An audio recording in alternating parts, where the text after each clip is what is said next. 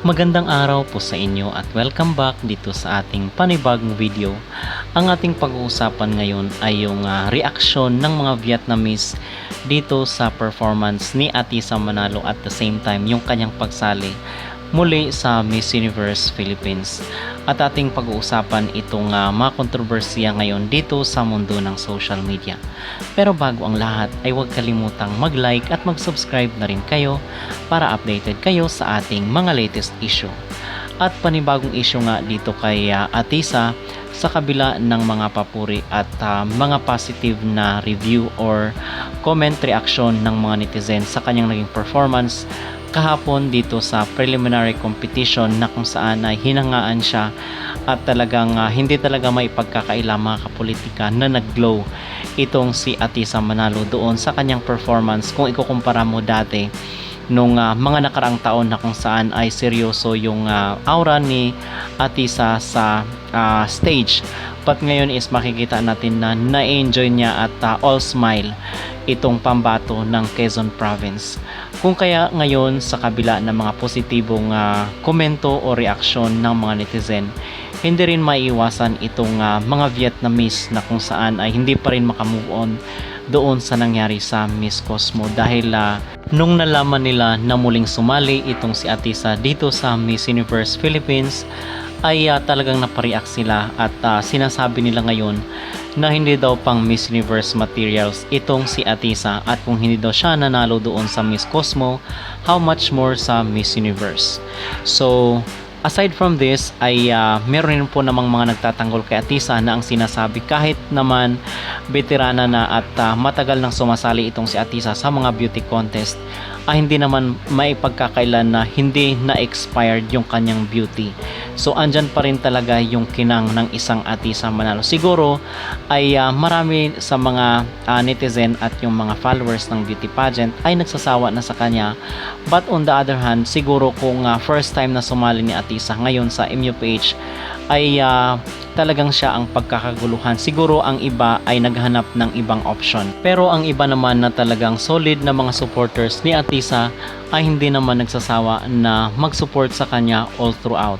So yung sinabi natin kahapon sa ating video na kahit ganoon kaganda si Atisa ay sa tingin ko hindi sa mga veterana ibibigay yung corona dahil nga katulad nila Chelsea Manalo, nila Beatrice Luigi Gomez ay mga dark horse usually yung mga nanalo. But this time around meron pa akong kutob mga kapolitika na baka sa mga veterana ibibigay ng MUPH katulad ng kay Catriona at kay kay Pia Wurtzbach na kung saan ay ilang beses na sumali sa mga beauty contest until such time na talagang ibinigay sa kanya yung pinaka inaasam-asam na corona. So who knows, baka yun ngayon ang iniisip ng MUPH. Okay?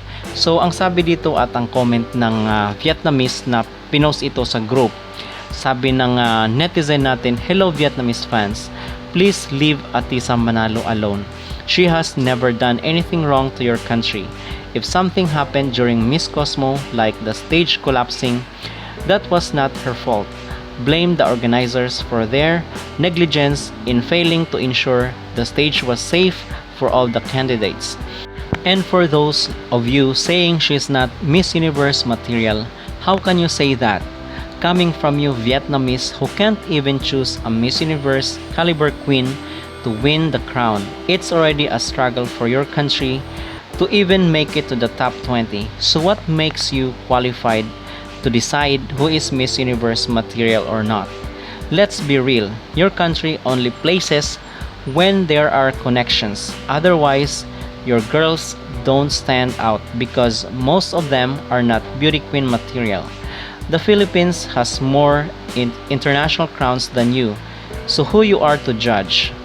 At ang sabi dito ay dahil nga napapansin si Atisa na medyo kakaiba talaga yung aura niya ngayon kung ikukumpara yung pagsali niya sa mga beauty pageant last year ay masasabi natin na merong inihain na panibago itong si Atisa at na napapansin na rin ng mga netizen na standout nga itong si Atisa kagabi at siya talaga ang pinusuan ng mga supporters dito sa social media.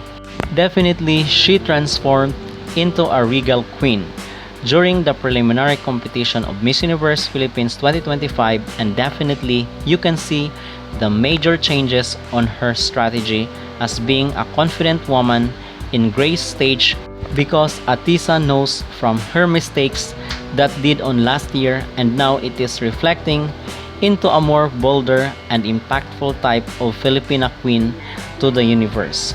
So sinabi na rin po natin doon sa ating mga naunang video mga kapolitika na napansin rin po natin yung kakaibang Atisa Manalo ngayon. Talagang grabe yung glow niya. Although sinabi nga natin si Miss Laguna yung ating talagang hot pick doon kagabi sa Miss Universe Philippines preliminary competition, pero hindi po natin pwedeng i-ignore itong beauty ni Atisa Manalo kasi who knows, baka siya at ibibigay na ng Miss Universe Philippines dahil sa kanyang pagpupursige, dahil kitang kita naman na grabe at marami ang bumibilib dito sa perseverance ni Atisa Manalo, yung kanyang paging uhaw dito sa corona ng Miss Universe Philippines. And I hope this time around ay marami pa namang chances dito sa mga bagong sumasali sa beauty pageant. Sana this time around we are hoping na sana kay Atisa Manalo, kung hindi man kay Eloisa or kay Laguna ibibigay yung corona, ay dito na lang kay Atisa Manalo dahil bawing-bawi naman, at yung mga puna ng iba na yung kanyang com skills ay dapat niyang i-workout ay hindi naman po imposible yun dahil meron namang team or meron namang group itong si Atisa na maghasa ng kanyang com skills kung sakali siya nga ang napupusuan ng mga judges or ng organization para ipadala doon sa Thailand at makipagbardagulan sa Miss Universe 2025. Okay? Samantala, marami rin po ang mga nakapansin ng mga netizen bakit daw parang halos mga veterana lang ang binigyan ng award dito sa MUPH Preliminary Competition Awards Night. So yun rin po ang aking napansin mga kapolitika, na para bang sinulo lang ng ilan yung award. So marami po ang naawa, which I totally agree na dapat is i-divide rin paminsan-minsan yung mga award doon sa ibang mga kandidata para fair naman yung laban. Okay? So kung kay Atisa man po nakatadhana ang corona ng MUPH 2025, ay all out pa rin ang ating support sa kanya. Kung kayo ang tatanungin mga kapolitika, Miss Universe materials ba si Atisa Manalo, at ano ang inyong magreaksyon dito sa naging komento ng mga Vietnamese netizen? Dapat lang din ba na i-divide yung mga award para sa ibang kandidata? Mag-comment down below at huwag kalimutang mag-like at mag-subscribe na rin kayo para updated kayo sa ating mga latest issue.